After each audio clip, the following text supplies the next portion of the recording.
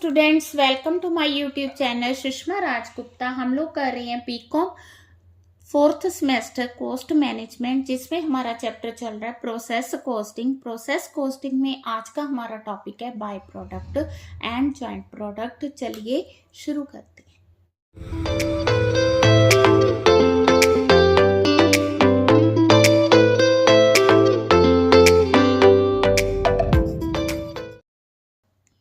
हाँ जी, by product costing. सबसे पहले कि बाय प्रोडक्ट होता क्या है। जब हम कोई भी प्रोडक्ट मैन्युफैक्चर करते हैं तो उसके साथ कई बार एक छोटा प्रोडक्ट या कम वैल्यू का प्रोडक्ट जो है वो प्रोड्यूस किया जाता है, that is called by product. जैसे हम ऑयल रिफाइनरी है, उसमें जो क्रूड ऑयल है इट इज़ प्रोसेस्ड। ठीक है, जब हम क्रूड ऑयल को प्रोसेस करते हैं तो इसमें सल्फर, बिटुमेन, केमिकल, फर्टिलाइजर्स, ठीक है, दे आर बाय प्रोडक्ट। ठीक है, और जो मेन प्रोडक्ट है क्रूड ऑयल में से रिफाइंड ऑयल है। ठीक है, तो बाय प्रोडक्ट जब हम जो है मेन प्रोडक्ट को मैन्युफैक्चर कर रहे होते हैं तो बाय प्रोडक्ट अपने आप उसमें से प्रोड्यूस हो जाते हैं, तो उसे हम क्या कहते हैं, बाय प्रोडक्ट। ये जो बाय प्रोडक्ट हैं वो सेलेबल और यूजेबल होते हैं। कई बार तो ये usable in the main product होते हैं और कई बार ये एज इट इज सेलेबल होते हैं। ठीक है, क्योंकि ये सेलेबल होते हैं इसलिए इनकी कॉस्टिंग करनी ज़रूरी है। ठीक है, बाय प्रोडक्ट जो वर्ड है ये बिजनेसमैन या अकाउंटेंट यूज़ करते हैं।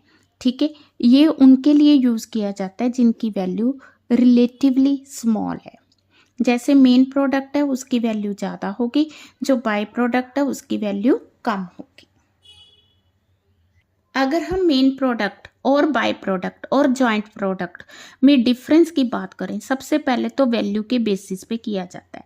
अगर इनमें से किसी एक की वैल्यू ज़्यादा है as compare to others, then उसे हम क्या कहेंगे, मेन प्रोडक्ट, और जिसकी वैल्यू कम होगी उसे हम कहेंगे बाय प्रोडक्ट। अगर दो प्रोडक्ट है, दोनों की वैल्यू सेम है, तो उसे कहेंगे जॉइंट प्रोडक्ट। ठीक है, एक की वैल्यू ज़्यादा है, एक की कम है, ज़्यादा वाला मेन हो गया, कम वाला बाय हो गया। अगर दोनों की वैल्यू सेम है तो वो जॉइंट प्रोडक्ट हो गए। अगर कंपनी का ऑब्जेक्टिव ए प्रोडक्ट को प्रोड्यूस करना है, बी सी डी उसमें से अपने आप ही प्रोड्यूस हो रहे हैं, तो that is known as byproduct. ठीक है जी। अब अगर कंपनी ने ए और बी प्रोडक्ट बनाने हैं तो ए और बी क्या होंगे, जॉइंट प्रोडक्ट, और सी और डी क्या होंगे, बाय प्रोडक्ट। ठीक है, देन आगे प्रोडक्शन। जॉइंट प्रोडक्ट जो है सिमुलटेनियसली प्रोड्यूस किए जाते हैं, जबकि बाय प्रोडक्ट इंसिडेंटली प्रोड्यूस किए जाते हैं।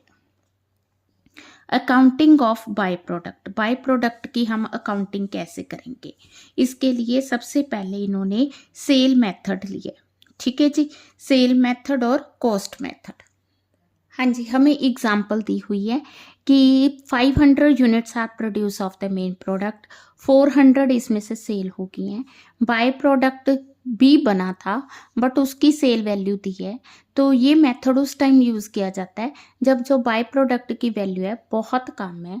टोटल कॉस्ट ऑफ प्रोडक्शन 15,000 है, तो इसको दो तरीके से कॉस्ट ऑफ प्रोडक्शन और कॉस्ट ऑफ सेल मेथड से करके दिखा रहे हैं। ठीक है जी, तो सबसे पहले हम लोग इसमें लेंगे क्या, sale value of the main product.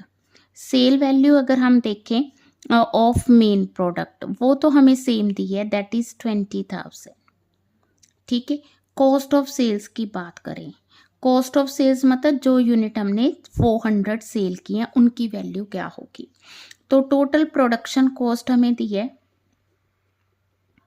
500 units की एट द रेट ऑफ 15,000।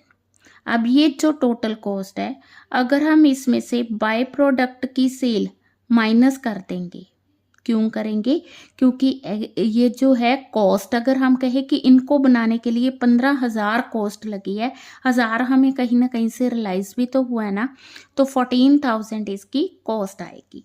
कौन सी कॉस्ट आएगी, नेट प्रोडक्शन कॉस्ट। अब नेट प्रोडक्शन कॉस्ट जो है 500 यूनिट्स की है, इसमें से क्लोजिंग स्टॉक ऑफ 100 यूनिट हम माइनस कर देंगे। कैसे माइनस करेंगे, 14,000 डिवाइडेड बाय 500 इंटू 100 करके, तो ये जो वैल्यू आई है हमारे पास 2800 आई है।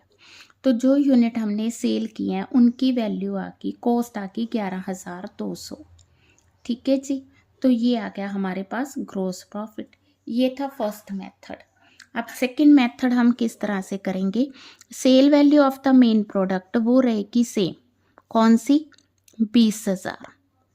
ठीक है, अब हमने सेल वैल्यू लेनी है, कॉस्ट ऑफ सेल्स लेंगे पहले। कॉस्ट ऑफ सेल्स हमें दी है 500 यूनिट्स की 15,000। अब इसमें से क्लोजिंग स्टॉक पहले माइनस कर देंगे, क्योंकि ये 500 की 15,000 है एट द रेट ऑफ 30 है, तो 100 यूनिट्स की एट द रेट ऑफ 30 होगी 3,000, 12,000 आ गई। इसमें से हम बाय प्रोडक्ट की जो वैल्यू है वो माइनस कर देंगे, कितनी, 1000, तो 11,000 आ गई कॉस्ट, और ग्रोस प्रॉफिट आ गया 9,000। डन। तो इस तरह से हम इसकी वैल्यूएशन कर सकते हैं।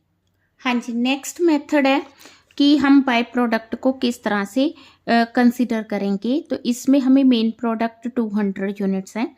In the manufacture of main product 200 unit of byproduct are produced, उसकी मार्केट वैल्यू 40 दे दी।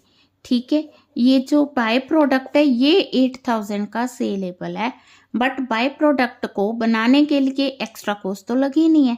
बट अगर बाय प्रोडक्ट के लिए फर्दर प्रोसेसिंग की ज़रूरत है, फर्दर प्रोसेसिंग में 3,000 खर्च हो रहा है और सेल करने के लिए 500 खर्च हो रहा है, तो इट मीन्स 3,500 उसकी कॉस्ट जा रही है, तो हमें प्रॉफिट कितना हो रहा है, 4,500।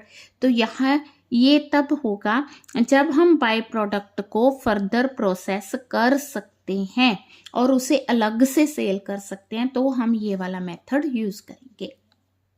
अगर हमने बाय प्रोडक्ट को, है ना, कॉस्ट मेथड से करना है, तो कॉस्ट मेथड का फर्स्ट मेथड आ गया अपॉर्चुनिटी कॉस्ट मेथड। ये कौन सा मेथड है, इसमें ये है कि मान लो जो by product of first department है ना, it becomes the raw material of the second department. अब एक का जो बाय प्रोडक्ट है दूसरे का रॉ मटेरियल हो गया। अब उस केस में हम लोग क्या करेंगे, वो जो बाय प्रोडक्ट फर्स्ट डिपार्टमेंट से गया, जैसे मान लो कि main product A by product x is obtained और उसकी 400 यूनिट है प्रोड्यूस होगी। अब उसे हम दूसरे डिपार्टमेंट में यूज़ कर रहे हैं। अब हमें नहीं पता कि इन 400 यूनिट की कॉस्ट क्या होगी, क्योंकि ये तो बाय प्रोडक्ट है। अब अगर सेकंड डिपार्टमेंट के लिए हम लोग वही प्रोडक्ट मार्केट से खरीदते तो वो हमें कितने का पड़ता, ठीक है, तो वो होगी अपॉर्चुनिटी कॉस्ट। यही बाय प्रोडक्ट अगर मार्केट से खरीदते तो हमें 3 रुपये पर यूनिट पड़ता। तो कहने का मतलब ये है, तो उस केस में हम लोग इस बाय प्रोडक्ट की कॉस्ट क्या लेंगे, दैट इज 1200। ठीक है जी। नेक्स्ट आ गया standard cost method. Standard cost method में तो हम एक कॉस्ट फिक्स कर लेते हैं, उस कॉस्ट पे जो है प्रोडक्ट को ट्रांसफर करते हैं। Then apportionment on suitable basis, तो अगर हम बाय प्रोडक्ट की टोटल वैल्यू को देखें, एक्चुअल कॉस्ट को हम जॉइंट कॉस्ट को मतलब सेग्रीगेट करके जो है बाय प्रोडक्ट की कॉस्ट कैलकुलेट कर सकते हैं।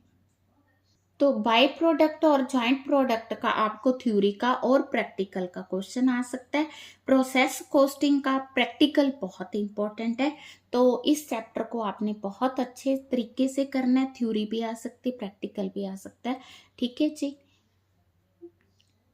वीडियो को लाइक करें, चैनल को अभी तक नहीं सब्सक्राइब किया तो जरूर सब्सक्राइब करें। Thank you.